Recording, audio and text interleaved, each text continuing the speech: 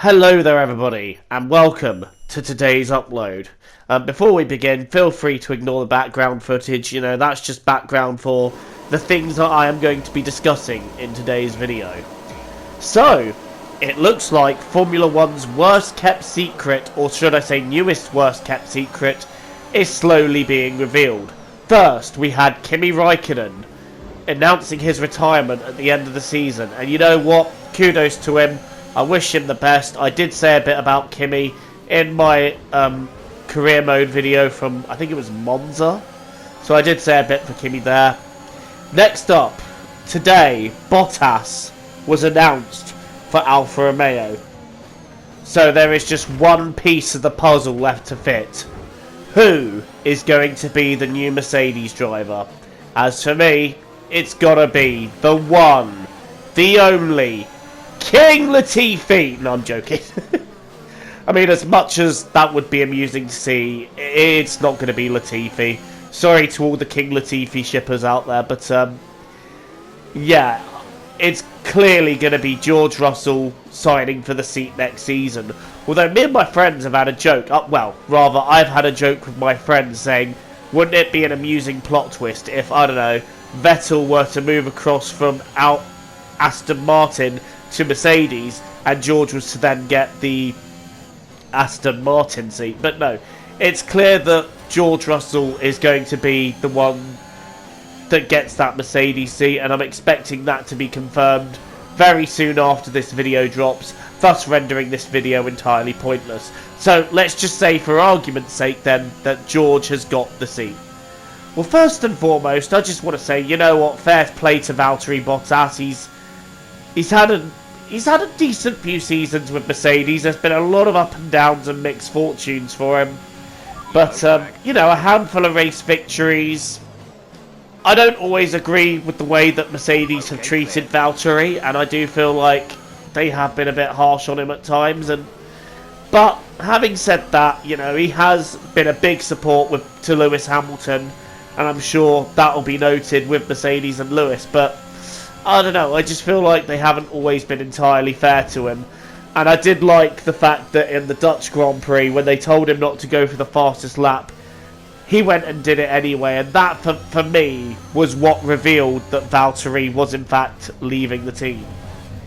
But yeah, that's been announced today. And I think with Alfa Romeo, he'll have a chance to be a driver who can lead a team there. And who knows, maybe we'll see him thrive, maybe he'll surprise us. But yeah, for now, he is out of Mercedes, and enter George Russell. Now, George has been with Williams for the last few seasons, and I'm not going to lie, on qualifying days, he has really shown, well, he's been massively impressive. One can't deny that. Some of his qualifying performances, you see where he is, and you're like, huh? What? But he's in a Williams, one of the slowest cars, and he's there. He always he always turns up in unexpected places. He's just always there or thereabouts. You can't knock him, but he's done really well there. I do think that because of the car, and the way the car is, he hasn't fully been able to showcase what he can do on a Sunday yet. And obviously the one race he did have the shot with Mercedes, he should have won it, in my opinion. And I feel like with the bad luck that he had through that race, he was completely robbed, because he was on course to win that race. But I guess we'll never know now. But yeah, he's going to Mercedes next season. That's going to be a huge opportunity for him, especially moving forward, because obviously he's had these 3 seasons with Williams and he has really extracted what I think is the most out of that car. He got points in Hungary, and I feel like even if the race had gone ahead properly in Spa, I still feel like he would have definitely been in the top 5 or the top 10 for sure. I mean, obviously he got that podium, which was a reward for what I can only describe as the qualifying lap of the season. Like, people tend to forget that the Williams is a very uncompetitive car at the moment. Yes, it's had huge jumps in the last couple of seasons, but they're still, in my mind, the second slowest car on the field. And George Russell's gone there in Spa and put it on the front row of the grid. So even though, you know, a lot of people could argue that the podium wasn't merited because the race was a complete farce, I still feel like he did deserve some form of reward for that lap because, like I said, for me that's the qualifying lap of the season, hands down. And I really can't wait to see what he can do in a Mercedes. I think he is going to be a very close competitor to Lewis Hamilton, maybe even a threat to best him in the 2022 championship. But obviously, we don't know what order the cars are all going to be in next season, what with the new regulations coming in, but I feel like George is going to be a bit of a threat to Lewis. Whether he'll happily play the team game as much as Bottas did will remain to be seen. So all that's really left is to decide who's going to take the Williams seat. The gambling man's money at the moment definitely seems to be, the smart bet seems to be Albon, because obviously he left, well, he was removed from Red Bull at the end of 2020. He's been in DTM this season, he's won a race in DTM so far, and he's definitely looking for a way back into F1, and I think if he is going to go to Williams, which it is tipped he will, I think it'll be a good move for him, you know, to help build himself, build the team, and keep the momentum that the team has built. Another hot pick for a replacement for George, and another rumoured one, is Nick de Vries. And again, you know, he's just won the Formula E Championship.